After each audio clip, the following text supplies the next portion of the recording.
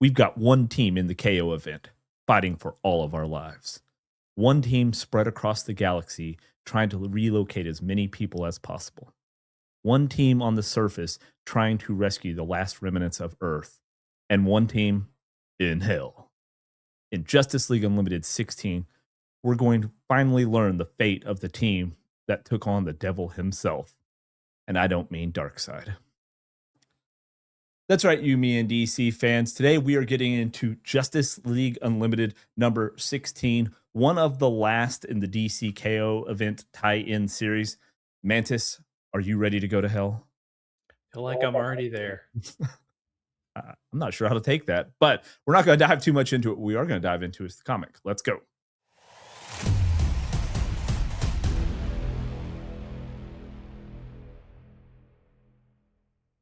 All right, so the issue opens up to that little green shit airwave near Oklahoma City, and things aren't looking too good right now, as Blue Beetle finds out, trying to find reinforcements and direct them to civilians in danger.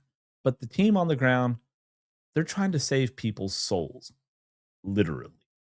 But they aren't the only ones that need saving, as we see Neron putting the boots to good old Mr. Terrific as that bitch owl girl watches on. Bird! Shut up, Bird. Shut up, Bird. Those who know. They know. And it looks like Neron isn't too happy with Mr. Terrific. He kind of much prefers the people to be weak and able to control, like Owlgirl over there. He doesn't like it when they have plans. And we see that Mr. Terrific's plan, which was an explosive ball, or T-sphere, if you will. And I don't know a whole lot. I know they have a lot of special abilities with the T-spheres, but like an explosive device against the Lord of Hell. I mean, and now it is possible I'm forgetting something about what he did to his T-spheres for this fight. Let me know down in the comments, and please reference which comic it was in. If I did miss something that he specialized these T-spheres to take on the devil, but I just don't understand what an explosive device is supposed to do to the Lord of Hell. I don't remember seeing anything about him, using the anti-neuron spray on the T-spheres before he set them up. I thought what was cool here though is Neuron, like reaching into his chest, kind of like, I don't know, using his magic, to kind of reach inside and grab that stuff out was pretty cool. So that was cool, but you know what wasn't cool? That bitch owl woman, as she seems upset because she's getting ready to be blown up now too.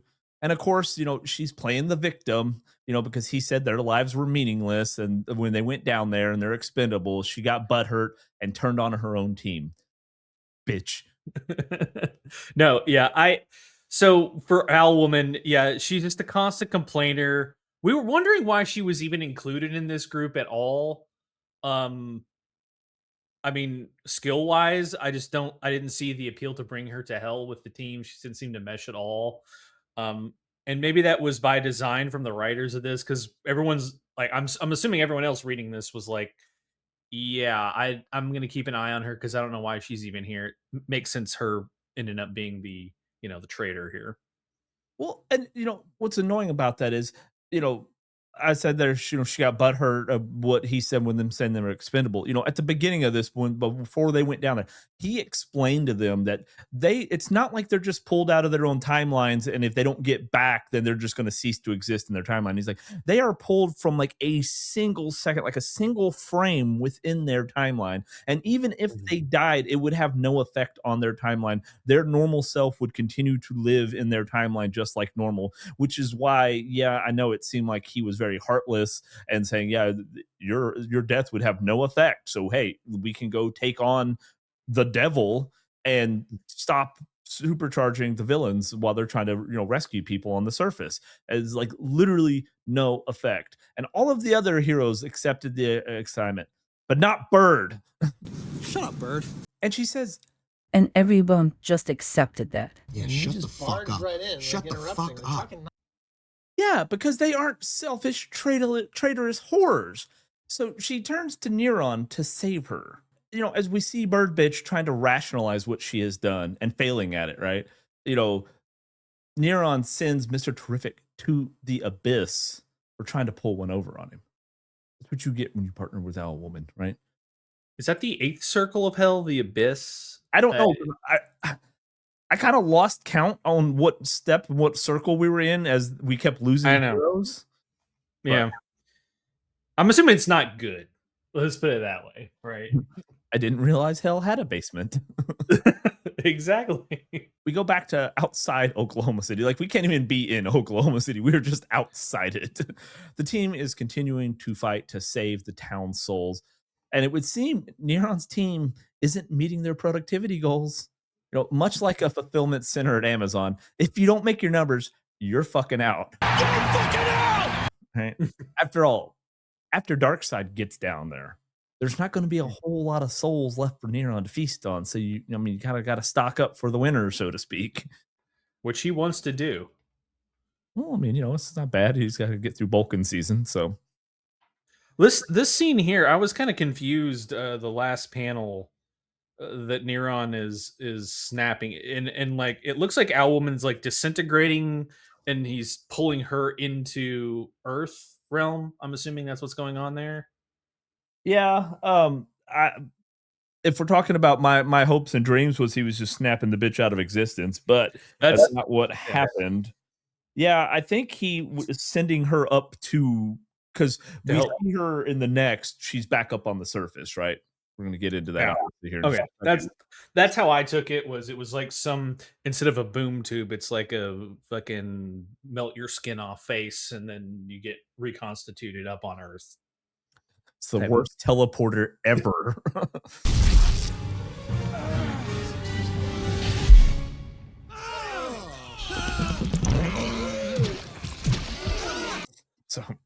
But it brings up a good point, because as Albitch looks on, wondering why they still are fighting, it shows kind of an interesting part here as we're kind of going between the pages here, is that there are both teams are fighting, right? The good and bad guys are fighting, but they're both terrified. The world is ending. It is literally, hell on earth, so to speak, with the fire pits and everything. Most of the planet has already been consumed by Darkseid. So they're both just scared. But the difference is one team is trying to survive and the other team is trying to save people. And it's a question that our evil team here kind of poses. It was brought up from the last issue, is that, they're stealing these souls, and if they release them, they're basically releasing these people to then just die on Earth, right? It's like, hey, we brought your soul back, and you've got about 3 seconds to live. So it's like they're rescuing just to condemn them to death. And of course, Owl Girl, she's made it back to the surface with the world's worst teleporter. And it's like, who's she going to betray this time, right? What is she doing up there? You just can't trust her. And of course, John's telling the villains, like, they have a way for them to be safe without having to side with Neron, but it requires being in the Phantom Zone. And it kind of raises an interesting point, like, who are you going to trust, the Justice League or the devil? The devil you know, or the devil you don't, right? Because they know the heroes, if we're saying heroes and villains, they fought them before, but because they didn't like the options, and because like this isn't a new option, the Phantom Zone, they offered it to him previously. Like they're like, you go in the Phantom Zone and we'll bring you with us, even if you help us. But they didn't like that, so they turned to a devil they didn't know, and it may not have been as a good a deal, Neron, as again, demons, devils twist deals. That what you think you're getting, they'll twist it some way, and it's not going to be what you thought it was. Deadly said. Gluttony. Gluttony, great. It wouldn't be like, oh, you had an extra cookie, right? Sure, It would have to be substantial. It would have to be like you had like 2, 3 extra cookies. Nah. Okay. Well, and the funny thing with that is, you remember way back when they first were starting the evacuation, they told they were going to put the villains in the Phantom Zone. That wasn't like for good. That was just until they got settled wherever they were going to be settled, and then they would have to figure out what they're going to do with them, right? like clearly if you're able to get them in there, you already know you have the ability to capture them. It's like now because we even argued why would you then just release them or why wouldn't you already have them captured, right? It's because they like just putting people in danger. So like they were just saying for the transport until we get to a new home and then we'll let you out and you will have to just keep battling you, right? Because it's just Yeah. what we do apparently. Because I'm no different than our justice system. It's a cycle. I mean, this happens. It's common knowledge to say this KO event. The KO event's going to be over. The universe we assume is going to get reset, and we'll go back to villains and heroes fighting each other. It's a tale as old as time. It really is. And then we see Owl Chick. She uses her powers to destroy Neuron's device, holding the people's souls. And I think it's funny because after she does that, you hear just like out from the distance on the panel, it's like you've doomed us all. And I'm like, oh, thanks, Owl Girl. Like, you fucked up again. But Can't do anything right. Dude, yeah, right. I mean, she really can't. Because she releases everybody's soul back into their bodies. But then she asked Dr. Occult to send her back to hell.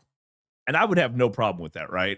Obviously, there's a little hiccup. She wants to be able to return. But she's not going down there because she belongs there. And that's why she does.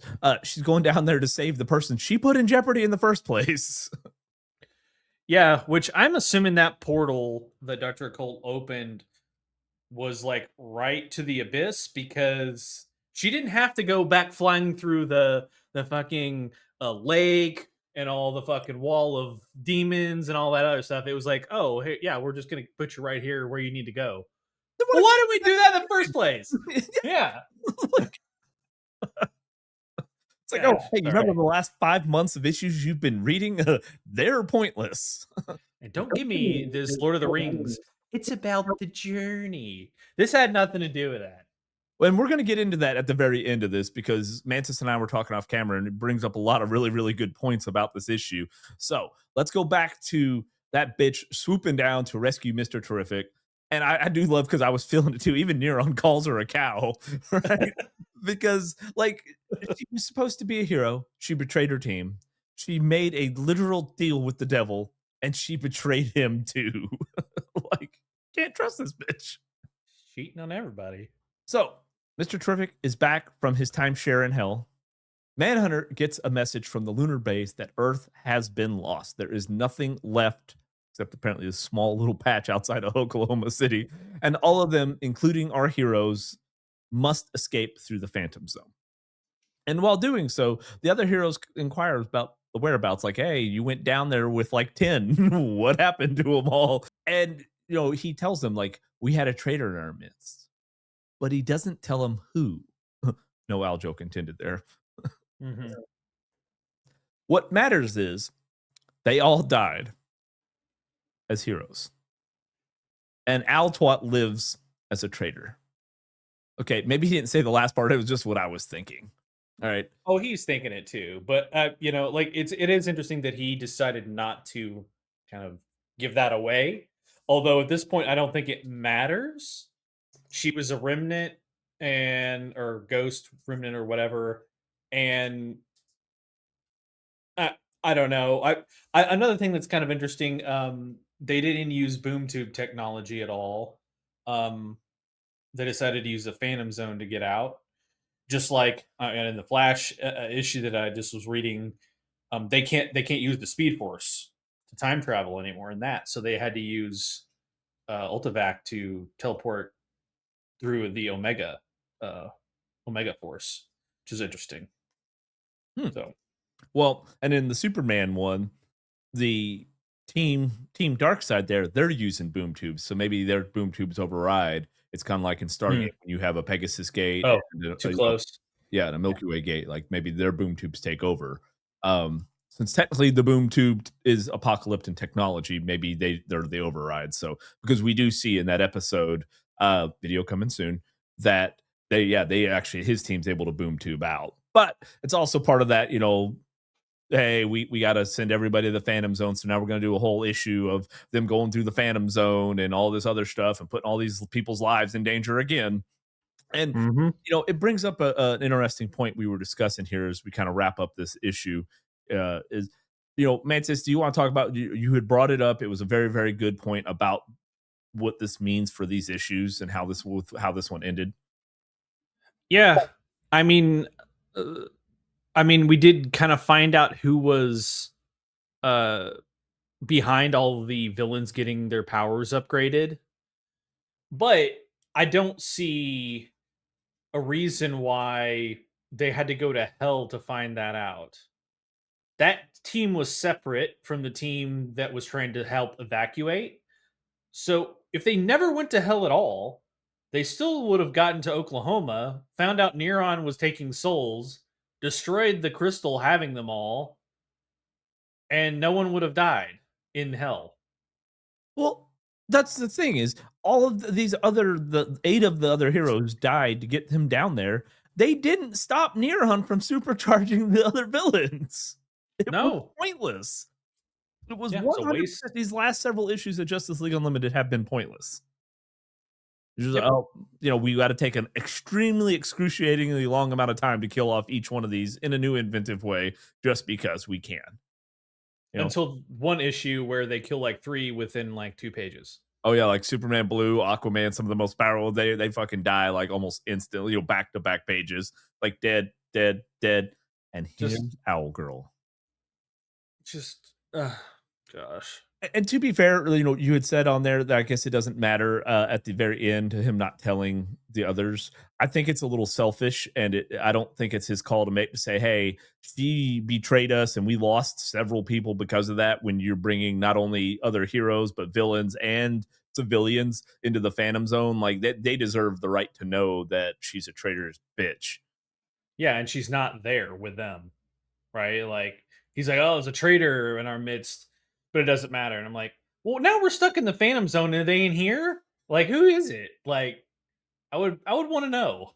Well, also too is she's just in hell, right? We've obviously just seen people make it out of hell, right? So it's not to say she couldn't just come back and still be like, this will be how she survives, right? And then she's going to be back with the regular Justice League Unlimited as a traitor. Yeah, hell is a different realm, right? Like, it's not on the same plane as Earth is, right? Or reality, we'll just call it that, right? It's a different plane of existence. So you can Earth can blow up, the universe, this and that, but it doesn't affect hell. So yeah, that's probably how she's gonna make it. It's kind of like Airwave. They had to just keep that little shit alive. Like, we lose all of the good people and they don't come back, but they seem to find some kind of way to bring these little shits back that just are being traitors, man. I don't understand it. Yeah.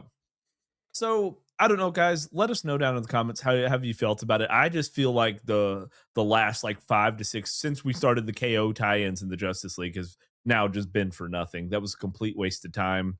I haven't really enjoyed the journey down there. Just it didn't make sense. Every issue it seemed like, oh, to get to the next level we were sacrificing people and just for no reason, right? Like, with all their powers, I'm like, could you maybe take 30 extra seconds and come up with a better way? No, but I gotta go sacrifice. It's my turn. Because they're heroes. Like, I get that, but you've used that premise in every storyline, literally in comics, I feel like. And I'm not saying that's the whole point of it. Like, that's the whole point of comics, is being a hero and sacrificing yourself. It's just, it didn't mean anything. Those heroes dying in hell they didn't do anything. They didn't power some device to help them out. It didn't weaken Neron in any way. It just was pointless. That's what I have a problem with. That's my thing. It's like, oh, they were heroes.